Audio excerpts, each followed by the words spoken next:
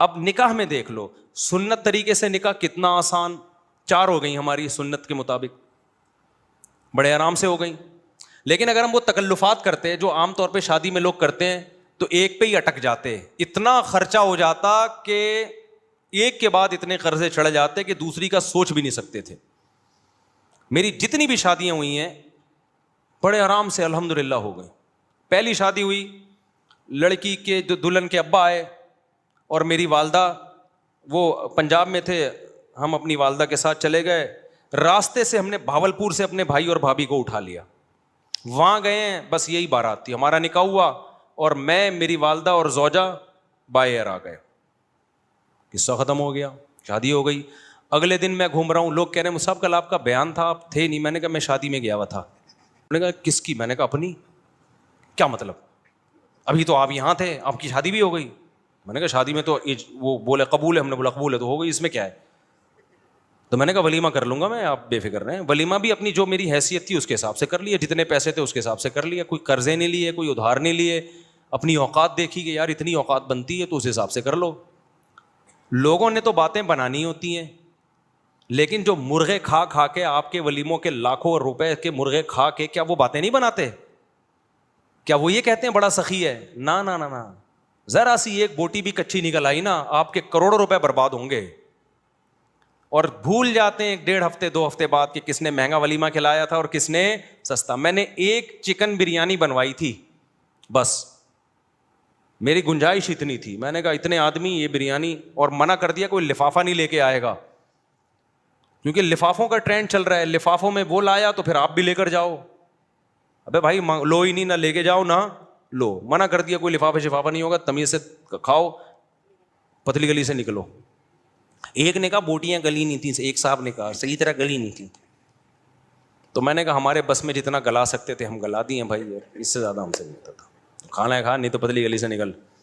تو پھر دوسری بھی ایسے ہی ہو گئی ہماری, وہاں بھی ایسے ہی ہوا. میں دوسری میں تو کوئی تھا ہی نہیں نا, وہ تو پکڑے جاتے تو پٹتے.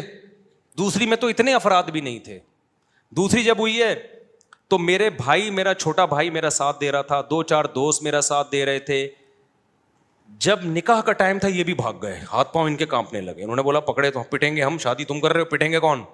خاندان میں جب پتہ چلے گا کون کون تھا تو یہ تھا اور وہ تھا تو ہم بھی پٹیں گے. اب میں وحدہ لا شریک لہ ہو گیا, اس سینس میں نہیں فتویٰ لگا دو میرے اوپر, انہیں اکیلا ہو گیا میں نے 2-4 دوست ادھار لیے.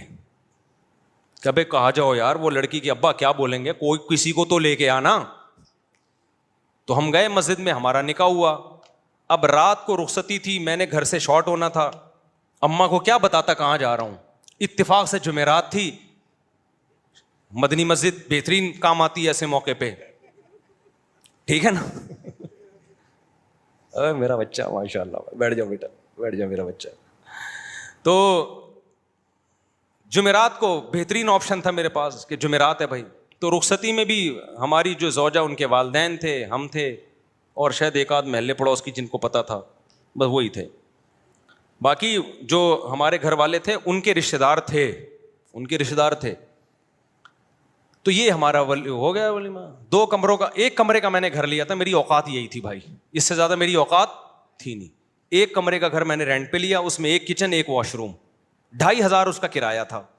میں نے بتا دیا سسرال کو فی الحال میری یہی اوقات ہے بھائی, اگر آپ نے بھیجنا ہے تو اسی میں رہ لیں, جب اللہ تھوڑا آمدن اچھی کر دے گا تو ذرا اچھا گھر لے لیں گے. ان کو بھی اللہ نے شعور دیا تھا, انہوں نے کہا بھائی اچھا رشتہ, ان کے خیال میں اچھا رشتہ تھا, چلو بھائی اللہ مدد, توکل کیا اللہ پہ, تو ہماری شادی ہو گئی. جیسے جیسے بچے ہوتے گئے اللہ تعالیٰ مالی وسعت بھی دیتا چلا جاتا ہے. دیکھو ایک بہترین مثال دوں آپ کو, جہاں درخت زیادہ ہوتے ہیں نا بارشیں وہیں ہوتی ہیں. کیا خیال ہے؟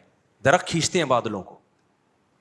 اگر کوئی کہے یہاں درخت بارشیں تو ہوتی نہیں, درخت کیسے لگے گا, ابے تو لگا تو بارشیں شروع ہو جائیں گی. اب کوئی خاتون کہے بھائی میری تو چھاتیوں میں دودھ ہے نہیں, میں بچے کو دودھ کیسے پلاؤں گی, ابے پیدا تو کر, دودھ بعد میں آئے گا. تو جو لوگ کہتے ہیں نا ہمارے پاس پیسے ہی نہیں ہے, شادی کیسے کریں, بچے کیسے پیدا کریں, او بھائی پیدا کرو گے تو آئیں گے. اللہ نے اس کا جو بچے کا رزق اپنے ذمے لیا ہے تو اس کے باپ ہی کو تو دے گا نا. ڈائریکٹ بچے کی تھوڑی جیب ہوتی ہے جس میں اللہ پیسے ڈالنا شروع کر دے. تو ہم نے اس فلسفے کو ہم جانتے تھے بھائی ابھی تو پیسے نہیں ہے, جب شادی ہوں گی بچے ہوں گے تو پیسے بھی کیا ہوں گے, آ جائیں گے. فی الحال 1 کمرے کا گھر میں کرائے پہ لے سکتا تھا, 1 کمرے کا گھر ہم نے لے لیا. جس کی میں دیوار میں نا کیل ٹھوک رہا گھڑی لگا رہا تھا, تو مالک مکان پڑوس میں رہتی تھی, اس نے کہا دیواروں کا بیڑا غرق کر رہے ہیں.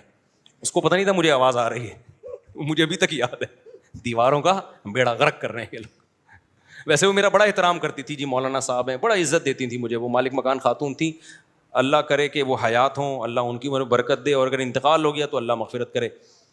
تو بڑا عزت دیتی تھی نا مجھے, مولوی صاحب ہیں ماشاء اللہ. ان کو نہیں میں نے بتایا تھا میری دوسری ہے, ورنہ کرائے پہ گھر ہی نہیں دیتے. دوسری کر کے کرائے پہ گھر مانگو گے, مالک مکان نہیں دے گا. ان کو ہم نے نہ یہ بتایا, وہ سمجھ تھی پہلی عقل مند آدمی لگ رہا ہے تو پہلی ہی کر رہا ہوگا. تو وہ بڑا عزت تھے ماشاء اللہ بیٹا. تو وہ ویسے ان کی دیوار ہمارے بالکل ساتھ لگتی تھی, آوازیں آتی تھی, تو میں کیل ٹھوک رہا ہوں, کہیں دیواروں کا بیڑا غرق کر رہے ہیں. مجھے بڑا اچھا لگا ان کا یہ جملہ. خیر, تو اسی طرح بھائی ہماری سادگی سے ہو گئی نکاح. پھر ہم نے تیسری بھی اسی طرح کر لی. وہ کیسے ہوئی تھی ابھی مجھے ساری شادیاں یاد نہیں ہیں کہ پوری ڈیٹیل, وہ بھی ایسے ہی ہوئی تھی, بلکہ وہ تو اتنی آسان ہوئی تھی. ہم بیٹھے ہوئے تھے, تو جو ہماری زوجہ ان کے گھر والے تھے, انہوں نے کہا کہ بھائی کیا خیال ہے. پھر مجھے پورا جو ہے نا معلومات لیں کیا آمدن ہے. میں نے کہا بھائی یہ ہماری آمدن یہ ہے, ٹوٹل یہ ہے, تو اسی میں 2 ہیں تو اور چل ہی رہا ہے, اللہ کا شکر ہے. تو انہوں نے کہا بھائی بندہ, ان کا خیال تھا بندہ صاف بات کر رہا ہے, کوئی 2 نمبری نہیں ہے. تو وہ علماء کا خاندان تھا. وہ کون تھے؟ وہ علماء تھے.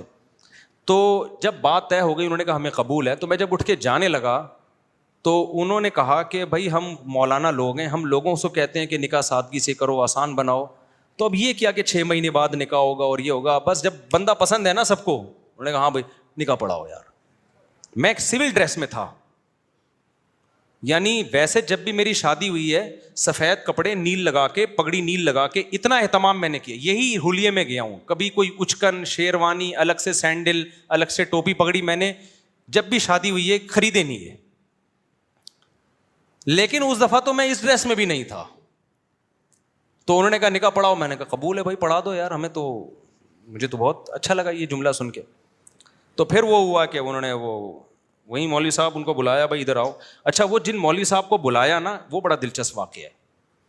وہ جن مولوی صاحب کو بلایا ان سے میری 3-4 سال پہلے, یعنی یہ شادی جو ابھی ہونے جا رہی تھی اس سے 3-4 سال پہلے بحث ہوئی تھی 2-3 شادیوں پر. وہ تبلیغی جماعت کے تھے. اب پورا نہیں بتاؤں گا میں کون تھے وہ, چھوڑو, پھر وہ آپ سمجھ جائیں گے, مناسب نہیں ہے. میری بڑی بحث ہو رہی تھی کہ اس زمانے میں 3 شادیاں کرنی چاہیے. وہ کہہ رہے تھے نہیں 1 کرنی چاہیے. اس پہ بڑی ہماری نا 1 گھنٹہ ڈیبیٹ ہوئی کہ نہیں 2 نہیں کرنی چاہیے. کیا ہوا, فون کر کے جب بلایا نا تو وہی نکلے. ابے انہیں کہا تیری شادی ہو رہی ہے ہمارے ہی خاندان میں. ابے تو بڑا ہوشیار نکلا, ہمیں سمجھا رہا تھا اور ہمارے خاندان میں گھس گیا. پھر بڑا خوش ہوئے, بڑی شاباش دی. خیر نکاح پڑھایا انہوں نے. میں سمجھا پا رہا ہوں اپنی بات. تو ہر شادی ہماری اسی طرح ہوئی ہے. تو اس طرح سے 4 ہو سکتی ہیں جس طرح سے آپ لوگ کر سکتے ہو. ایک شادی کمر توڑ دیتی ہے آپ کی, اس میں اتنا خرچہ, قرضے چڑھ جاتے ہیں آپ کے اوپر, پھر اس کے بعد آپ پہلے ان قرضوں کو اتارنے میں اتنا ٹائم لگتا ہے, پھر آپ کی جوانی کا بہترین حصہ وہ سارا ضائع ہو جاتا ہے, جو پیسہ آپ بچا کے کسی اور اچھے کام میں استعمال کر سکتے تھے. لوگ کہتے ہیں اچھا رشتہ نہیں ملتا ہمیں اس کے بغیر.